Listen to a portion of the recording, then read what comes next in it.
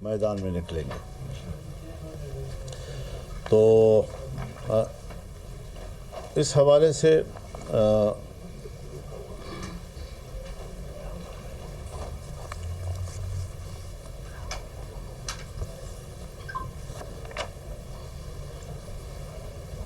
वफाक को ख़ुद भी ये सोचना चाहिए कि आखिर कौमी असम्बली ने और सेनेट ने 18वीं तरमीम पास की है और वो आइन का हिस्सा है, और उसके मनाफी उसको किसी किस्म का बिल जो है वो असम्बली में नहीं लाना चाहिए। मैं तो हैरान इस बात पर हूँ कि अभी जब 26वीं तरमीम पास हुई तो 56 क्लासेस में से 34 क्लासेस से उनको दस्तबरदार होना पड़ा, और जब वो अपने मन के तरामीम असम्बली से या पार्लियामेंट से पास नहीं करा सके तो फिर वो काम कानून साजी के ज़रिए उन्होंने किए। सोचना चाहिए कि आइन मुहतरम है, आइनी तरमीम पास हो चुकी है और उसकी हुर्मत का तकाज़ा है कि अब कोई कानून साजी उस तकाज़े उसके ख़िलाफ़ ना हो, उसकी रूह की नफ़ी ना करे। लेकिन यहाँ पर अपने मज़मूम मक़ासद के लिए वफाकी हुकूमत यहाँ तक भी गई कि उन्होंने ऐसे क़वानीन के ज़रिए वो मक़ासद हासिल करने की कोशिश की कि जिसके असरात अदलिया पर भी पड़े और उस पर कुछ तनक़ीदें भी सामने आई। तो इस हवाले से आज फिर एक ऐसा कानून सूबों से पास कराया जा रहा है कि जिन सूबों के पास मादनी ज़ख़ायर हैं, कीमती पत्थर हैं और उन्हें उसकी माइनिंग के लिए और फिर उनको इस्तेमाल में लाने के लिए अथॉरिटीज़ बनाई जा रही हैं, वफाक की सतह पे बनाई जा रही हैं, और उसमें किसी एक सिंगल बिड को भी कबूल किया जाएगा बाहर से।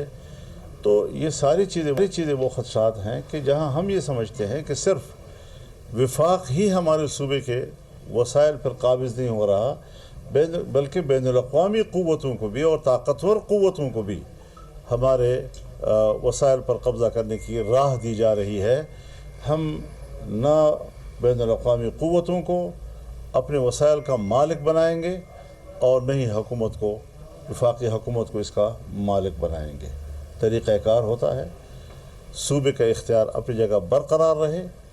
अगर कोई कारोबार करना है तो सूबे के साथ किया जाए, वसाइल सूबे के होंगे, शराइत सूबे के होंगे, मफादात सूबे के महफूज तस्वुर किए जाएंगे, और बैनुल-अक़वामी दुनिया में भी अगर कोई मुल्क यहाँ पर इन्वेस्टमेंट करना चाहता है तो पाकिस्तान की वसासत से करे, लेकिन पाकिस्तान फिर भी वो सूबाई हुकूमत की इजाज़त और उनके शराइत के साथ करे। तो ये एक शाइस्ता रास्ते मौजूद हैं, हल मौजूद है। कोई भी दुनिया कारोबार का इनकार नहीं करती। उसमें जो उलमाए किराम को, सियासी कार को निशाना बनाया जा रहा है। तीसरी बात ये कि जो इस वक्त सूबे में बदअमनी है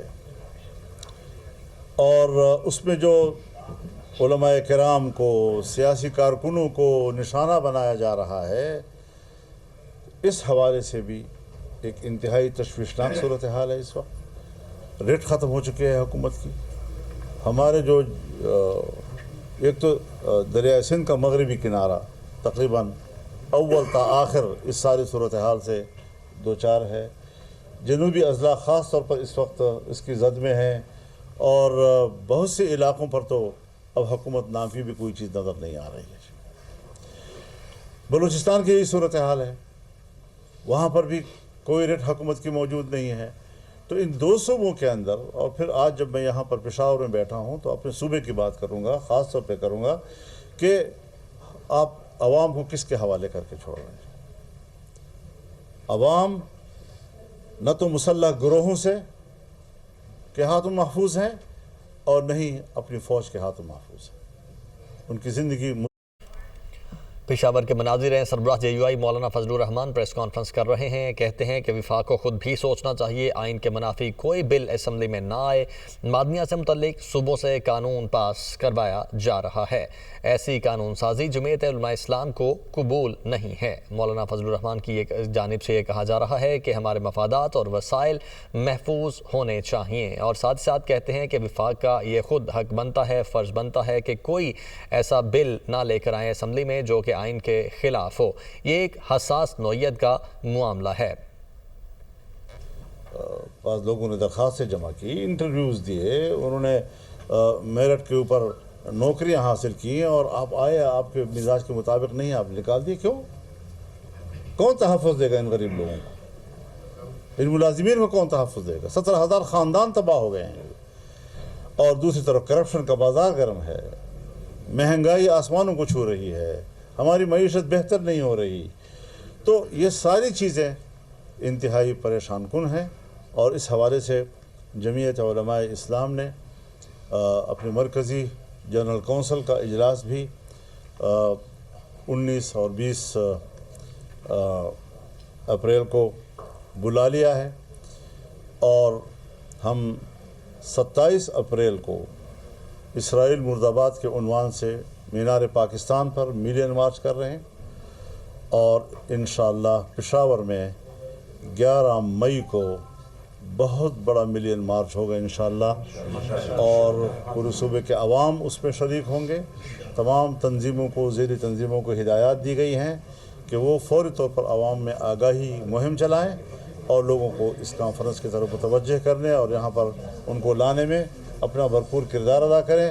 انشاءاللہ ایک تاریخی اجتماع ہوگا، امت مسلمہ کو بیدار کرنے کے لیے ہوگا، اور ہمارے حکمران جو خرگوش کی نیند سو رہے ہیں اور غفلت کے خراٹے مار رہے ہیں، ان کو بھی جگانا ہوگا. ہر چند کہ یہ مشکل کام ہے. اگر 60,000 شہداء، 1 لاکھ سے زیادہ زخمی، 3 لاکھ بے گھر لوگ اگر ان حکمرانوں کو نہیں جگا سکی تو آپ بتائیں کہ کس طرح جگایا جائے. لیکن پھر بھی اس خاموشی کے اندر ایک آواز ہوگی، ایک صدا ہوگی، عوامی قوت ہوگی انشاءاللہ العزیز، اور ہم اس حوالے سے بھرپور کردار ادا کریں گے.